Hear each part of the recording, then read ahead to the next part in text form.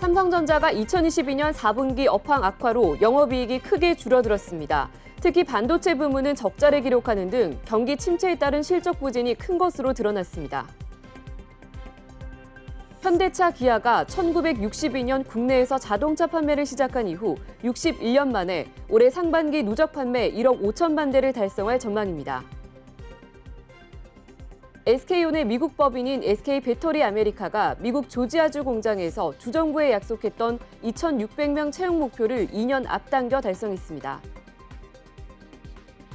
한국전력이 튀르키예 정부에 현지 대규모 원자력발전소 건설 프로젝트를 위한 예비 제안서를 제출했습니다.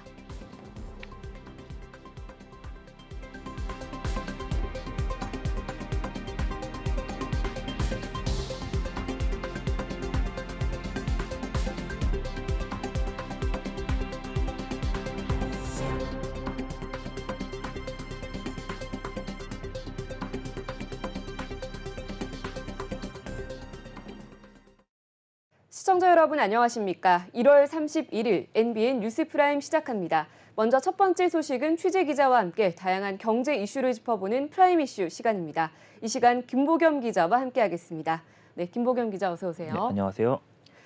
자, 첫 번째 소식은 삼성전자발 어닝 쇼크 소식부터 시작해봐야 할 것 같은데요. 삼성전자의 지난해 4분기 반도체 영업이익이 97% 감소한 것으로 나타났습니다.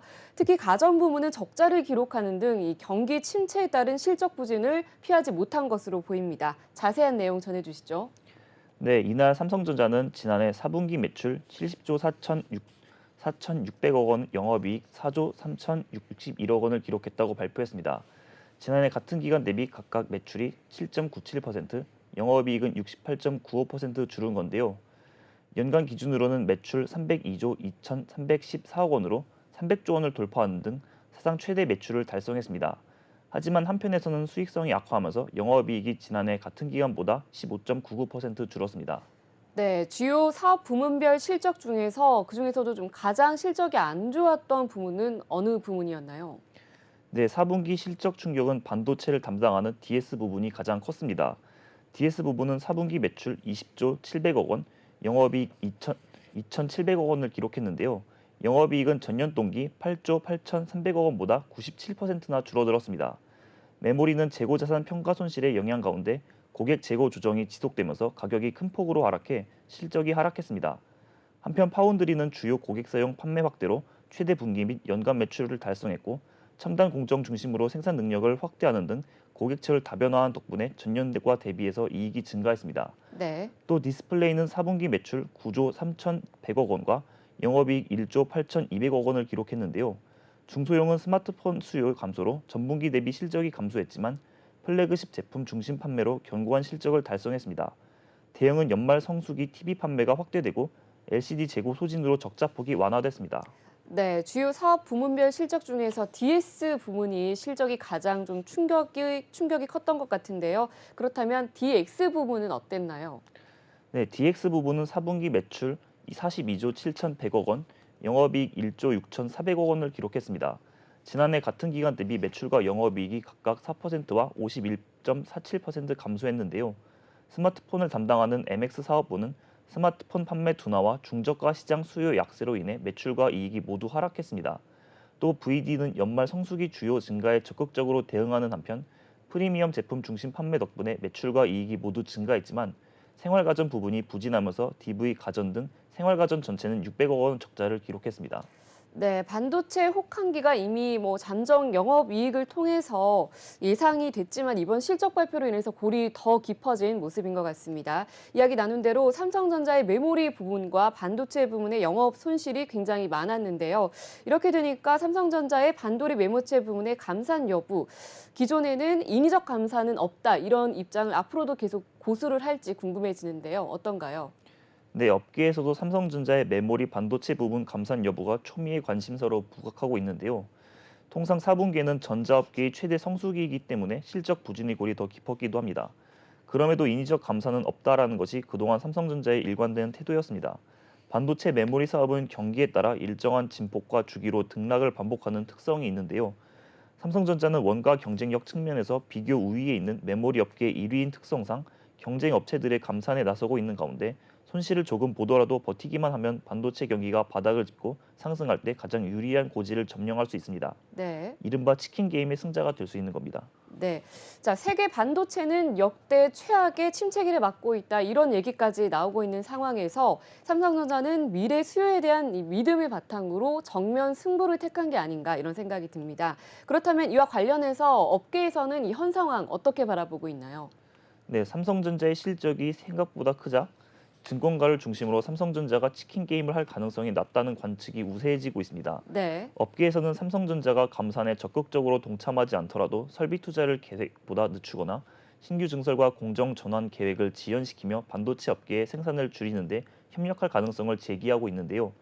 이렇게 생산이 줄면 시중에 나오는 메모리 공급량이 줄고 메모리 가격이 상승세로 전환할 수 있습니다.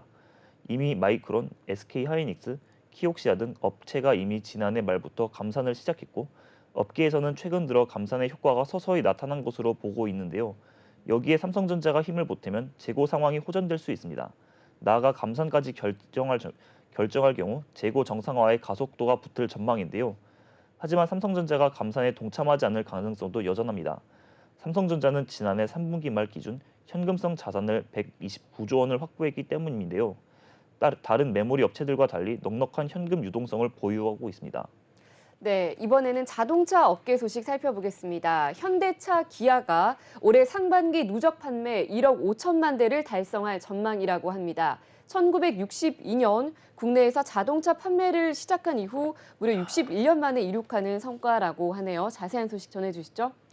네, 이날 현대차와 기아의 판매 실적을 집계한 결과에 따르면 두 기업은 1962년 이후 지난해까지 국내를 포함한 글로벌 자동차 시장에서 총 1억 4,744만 9,034대를 판매했습니다. 네. 현대차와 기아의 누적 판매량은 각각 9,281만 대, 5,464만 대였는데요. 현재 누적 판매 1억 5천만 대까지 남은 수량은 255만 대로 올해 현대차 기아의 판매 목표가 752만 대임을 고려하면 올해 1억 5천만 대 달성이 확실시됩니다. 특히 두 기업이 월별 판매 목표인 평균 62만 7천 대를 순조롭게 채워간다면 이르면 4월, 늦어도 5월에는 1억 5천만 대를 돌파할 수 있을 것으로 전망되는데요. 이는 두 기업이 자동차를 팔기 시작한 지 61년 만의 성과로 기아와 현대차는 각각 1962년과 1968년 내수 시장에서 판매를 개시했고 수출은 기아가 1975년, 현대차는 1976년에 각각 시작했습니다. 현대차 기아 판매량은 1983년 100만 대에서 1993년 1000만 대로 늘었고 2008년과 2016년에 각각 5천만 대, 1억 대를 돌파했는데요. 여기에 이어 7년 만인 5천만 대를 추가하여 올해 1억 5천만 대라는 새로운 이정표를 세울 전망입니다. 네, 자, 61년 만의 성과라고 하니까 현대와 기아에게는 정말 기념비적인 일이 아닐 수 없을 것 같은데요. 관련해서 업계에서는 어떤 반응이 나오고 있는지 궁금하네요. 네, 누적 판매 1억 5천만 대는 코로나 사태에 따른 차량용 반도체 수급난 등으로 전 세계 자동차 생산이 차질을 빚는 상황에서 이뤄낸 성과라며 의미가 있다는 것이 업계의 반응입니다. 또 현대차그룹은 지난해 상반기 329만 9천 대를 팔며 일본 도요타 그룹, 독일 폭스바겐 그룹에 이어 전 세계 3위 완성차 그룹으로 올라섰는데 지난해 총 판매량에서 같은 순위가 유력시됩니다. 네, 자, 그렇다면 현대차와 기아에서 가장 많이 팔린 차량 어떤 차량인가요? 네, 현대차 기아가 61년간 전 세계에서 가장 많이 판 차는 1,473만 대를 판매한 아반떼였습니다. 네. 현대차 아반떼를 한 줄로 세우면 77만 킬로에 달하는데 이는 지구와 달을 왕복할 수 있는 거리인데요. 이어 현대차 엑센트, 현대차 소나타, 현대차 투싼, 기아 스포티지, 기아 프라이드, 현대차 산타페 순이었습니다. 특히 투싼 스포티지, 산타페 등 SUV 차량들도 500만 대를 돌파하며 현대차 기아의 판매를 견인하고 있습니다. 네. 자, 한편 현대차 기아는 올해 이런 누적 판매 달성을 계기로 여기서 끝나는 것이 아니라 또 새로운 스마트 모빌리티 솔루션 기업으로의 전환을 더욱더 가속화할 그런 방침이라고 하는데 어떤 내용인가요? 네, 현대차그룹 정의선 회장은 자동차 업계의 전동화 전환을 맞아 전기차에서 선두주자가 돼야 한다며 퍼스트 무버 전략을 제시하고 최초 전기차 전용 플랫폼을 개발하는 등 해당 시장을 선도하고 있는데요. 네. 현대차 그룹은 또 도심 항공 모빌리티, 로보틱스, 자율주행 등 미래 사업 경쟁력 확보를 위한 투자도 강화하고 있습니다. 네, 자, 계속해서 다음 이슈 살펴보겠습니다. SK온의 미국 법인인 SK 배터리 아메리카가 미국 조지아주 공장에서 주정부에 약속했던 2,600명 채용 목표를 2년 앞당겨 달성했다는 소식입니다. 또 SK온은 이어 연내 인력을 3,000명으로 더 늘린다는 계획이라면서요. 네, 맞습니다. 현재 SK온은 SK 배터리 아메리카를 통해 총 26억 달러를 투자해 조지아주에 단독으로 배터리 1, 2공장을 운영하고 있는데요. 9.8기가와트시 생산 능력을 갖춘 1공장은 2019년 착공 후 작년부터 양산을 시작했고 11.7기가와트시 규모의 2공장은 올해 생산에 돌입했습니다. SK 배터리 아메리카는 당초 2024년까지 2,600명을 고용하겠다고 밝혔지만 이를 2년 앞당겼는데요. 네. 코로나로 많은 기업이 인력 채용에 어려움을 겪었음에도 SK온이 드라이브스루 채용 박람회를 여는 등 구인 활동에 적극적으로 나선 데다 조지아주 정부가 무료 맞춤형 교육 프로그램인 퀵스타트 등 기업 친화적인 지원 정책을 펼친 덕분입니다. 작년 7월 SK 배터리 아메리카와 조지아주 방위군이 발표한 고용 협력에 따라 퇴역 군인과 예비역, 군인 가족 등도 채용됐습니다. 이에 브라이언 캠프 조지아주 주지사는 공개적으로 감사 인사를 하기도 했는데요. SK 배터리 아메리카 1공장에 근무하는 한 직원은 SK 배터리 아메리카 조지아 공장은 급여는 물론 퇴직연금 제도나 보험 등에서 다른 회사보다 복지 정책이 뛰어나다며 전 구성원에게 매일 식사를 무료로 제공하는 등 세심한 배려가 느껴진다고 말했습니다. 네, 자, 이런 노력이 더해진 덕분인지 1공장 수율도 빠르게 개선이 되고 있다면서요. 네, 조지아 1공장은 작년 계획했던 물량보다 5% 초과 생산했는데요. 네. 정영준 SK 배터리 아메리카 법인장은 이달 초 기자 간담회에서 숙련되지 않은 작업자를 교육하면서 양산하다 보니 어려운 점이 있었다면서도 예측한 범위 내 수율이 확보되고 있고 이 공장은 1공장에서 힘들었던 부분을 반영해 빠르게 안정화되고 있다고 설명했습니다. 네, 자, 그런가 하면 현지에서는 SK 배터리 아메리카가 조지아주 애틀랜타에 짓기로 한 IT 센터에서도 일자리 창출에 대한 기대를 모으고 있다면서요. 네, 맞습니다. SK온은 애틀란타 한인타운 인근 로즈웰시에 기술 지원 센터를 설립하고 200여 명을 채용하기로 했는데요. 배터리 생산 관리와 데이터 분석을 통해 미국 내 배터리 생산 시설 전체를 지원할 예정입니다. SK 배터리 아메리카는 2021년 누적 수주량이 1,600기가와트시를 돌파했고 20년 이상 수요를 확보한 상태입니다. 미국 국민 픽업 트럭으로 꼽히는 포드 F150의 전기차 버전 F150 라이트닝과 폭스바겐의 ID4 등에 탑재되는 배터리가 조지아주 공장에서 생산되고 있는데요. 네. SK온은 이 같은 투자를 통해 북미에서만 2025년까지 최대 150기가와트시의 생산 능력을 확보할 계획입니다. 네. 계속해서 다음 이슈 살펴보겠습니다. 한국전력이 튀르키예 정부에 현지 대규모 원자력 발전소 건설 프로젝트를 위한 예비 제안서를 제출했다고 합니다. 이번 수주는 한전이 아랍에미리트 바카라 원전에 이어서 해외 제2원전 수주에 본격적으로 시동을 걸었다 이런 것으로 평가되고 있다면서요. 네, 이날 한전에 따르면 정승일 사장은 방문 중인 튀르키예에서 파티즈 덴미즈 에너지 천연자원자원부 장관을 만나 튀르키예 원전 사업과 관련한 예비 제안서를 전달하고 사업 추진 절차와 리스크 등을 논의했는데요. 한전과 튀르키예 정부는 튀르키예 북부 지역에 1,400메가와트 규모의 차세대 한국형 원전 4기를 건설하는 프로젝트를 추진하고 있습니다. 네. 사업 규모는 2009년 수주에 성공한 아랍에미리트 바라카 원전 수주액 약 20조 원을 뛰어넘을 것으로 전망하고 있는데요. 튀르키예 정부는 지난달 한전의 예비 제안서에 제출을 요청한 바 있습니다. 이에 한전은 한국의 원전 건설 역량과 튀르키예 원전 사업 구도, 건설 공기 등에 대한 내용을 담은 제안서를 제출했습니다. 양측은 내년에 공동으로 타당성 조사를 실시한 뒤 원전 건설에 대한 환경 기술 여건과 재원 조달 방식에 합의하면 양해각서를 체결할 계획인데요. 2024년에는 정부 간 협정을 체결해 우선 협상 대상자 지위를 확보한다는 목표를 세웠습니다. 네. 정 사장은 한국의 APR 1400은 한전이 최초로 수출한 아랍에미리트 바라카 원전을 포함해 국내외에서 10기가 안정적으로 건설 운영되고 있어 기술력과 안정성이 충분히 입증됐다며 최근 서방에서 건설 중인 최신 원전 중 원전 중 주어진 예산과 공기를 맞추며 고객 신뢰를 얻은 사업자는 한 점뿐이라고 강조했습니다. 네, 다음 소식 살펴보겠습니다. 롯데온이 KT와 손을 잡았습니다. KT와의 협업을 통해서 전국 롯데마트몰 배송 서비스에 인공지능 운송 플랫폼을 도입할 예정이라고 하네요. 자세한 소식 전해주시죠. 네, 인공지능 운송 플랫폼은 롯데마트몰 장보기 상품을 고객에게 배송할 때 KT의 인공지능 기술을 활용해 최적의 배송 경로와 운행 일정 등을 자동으로 수립해주는 물류 최적화 서비스입니다. 롯데온은 이날 업계에 처음으로 KT의 인공지능 운송 플랫폼을 도입했다고 밝혔는데요. 롯데온은 전국 70개의 롯데마트 배송 권역에 서비스를 도입해 물류 효율을 극대화할 예정입니다. 네, 그렇다면 이 서비스 어떤 방식으로 만들어진 건가요? 네, 이 서비스는 KT가 지난 10년간 축적한 물류 데이터와 물류 기술을 활용해 현장에 최적화해 개발한 디지털 기반의 플랫폼인데요. 네. 롯데온이 인공지능 운송 플랫폼을 도입함으로써 주요 거점의 위치 정보를 비롯한 화물차 높이, 길이, 무게 등의 세부적인 변수까지 반영해 운송기사 관점에서 최적의 경로로 상품 배송이 가능합니다.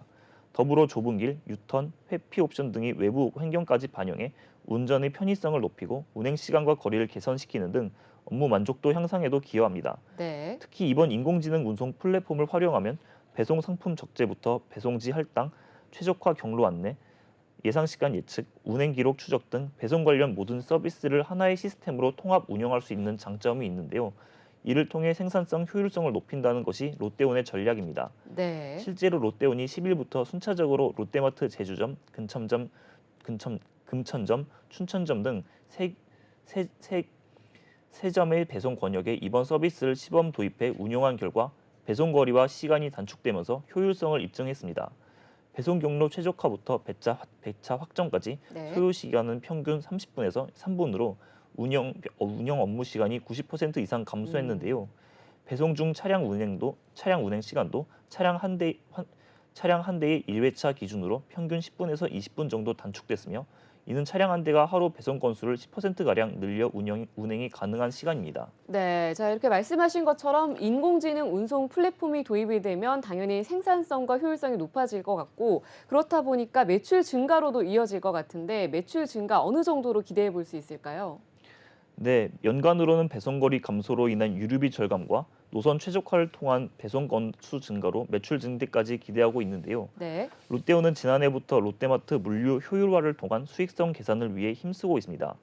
지난해부터 롯데마트몰의 배송 권역 시간 등을 조정해 최적화 방안을 모색해왔고 그 결과 차량 한 대당 운영할 수 있는 배송 건수는 작년 대비 약 10% 증가된 반면 배송 한 건당 비용은 10% 감축되는 등 효율을 극대화하는 성과를 냈습니다. 박세호 롯데온 마트 부분장은 지난해부터 롯데온은 물류 효율화를 통한 수익성 확보와 상품의 신선도 유지를 위한 다양한 서비스를 구축하는 등 롯데마트 장보기 상품의 배송 서비스 개선에 이바지하고 있다며 이번에 KT의 인공지능 운송 플랫폼을 도입하면서 배송 거리, 시간 단축, 유류비 절감 등 한 단계 발전한 배송 서비스를 제공할 수 있을 것으로 기대한다고 말했습니다. 네, 다음 소식 살펴보겠습니다. 배달의 민족이 다음 달부터 배달 거리에 따라서 배달비를 책정할 수 있도록 개편된다고 합니다. 이에 따라 추가 배달 팁을 낼 수 있다는 지적이 제기됐다면서요. 네, 맞습니다. 이날 한국소비자단체 연합회에 따르면 배달의 민족은 행정동 기준으로 배달 팁을 추가하는 방식에서 100m당 100원에서 300원, 500m당 최대 1,500원까지 배달비를 설정할 수 있도록 묶음 배달 서비스 배달 산정 방법을 바꾸는데요. 하지만 가게 주소지와 소비자 주소가 같은 행정동에 속하지만 거리가 먼 경우에는 이전보다 배달 팁이 증가할 수 있어 주의가 네, 필요해 보입니다. 그렇겠네요. 한편 소비자 단체 연합회가 중식, 피자, 한식 업종에서 이번 달 3일 오후 3시부터 6시와 14일 낮 12시에서 3시 배달비를 조사한 결과 동일한 조건에서 배달 앱, 배달 서비스에 따라 배달비 차이가 나는 경우는 94.2%로 동일한 경우에는 5.8%에 불과했는데요. 최고 배달비가 가장 많은 앱은 배달의 민족이 31.9%로 가장 많았고 이어 쿠팡이츠, 요기요 순이었습니다. 네, 한 가지 소식 더 살펴보겠습니다. HD 현대의 전력기기 및 에너지 솔루션 계열사인 현대일렉트릭이 역대 최대 규모의 배전용 변압기 수주에 성공했다는 소식입니다. 이번 계약이 이슈로 떠오르는 이유가 바로 현대일렉트릭 창사 이후에 배전 변압기 단일 수주권으로는 최대 규모라고 하는데 어느 정도 규모인가요? 네, 이날 HD 현대 계열사의 현대일렉트릭이 미국 전력회사 아메리칸 일렉트릭 파워와 1,062억 원 규모의 배전용 패드 변압기 3,500대 공급 계약을 체결했다고 밝혔습니다. 네. 패드 변압기는 주거용 전력망 구축에 필수인 지상형 변압기로 상가와 주택가, 학교, 병원 등 도심 지역에 주로 설치되는데요. 수주 제품은 AEP가 전력 공급을 담당하는 미국 텍사스, 오하이오, 오클라호마주에 설치될 예정입니다. 글로벌 시장 조사기관 파워 테크놀로지 리서치에 따르면 미국은 세계 최대 변압기 시장 중 하나로 매년 100만 대 이상의 배전 변압기 수요가 있습니다. 2021년 인프라 법안 통과 이후 노후 전력망 교체에 속도를 내고 있고 국가 주도로 신재생에너지 투자가 활발해 배전 변압기 시장 확대가 예상되고 있는데요. 현대일렉트릭 관계자는 전 세계적으로 신재생에너지 전환 추세가 가속함에 따라 배전 변압기 시장은 앞으로도 꾸준히 성장할 것이라며 철저한 고객 맞춤형 전략으로 초고압 변압기에 이어 배전 변압기 시장에서도 가시적인 성과를 창출할 것이라고 말했습니다. 네, 자, 오늘도 주요 뉴스를 비롯한 다양한 경제 이슈들 잘 들었습니다. 김보겸 기자 수고하셨습니다. 네, 감사합니다.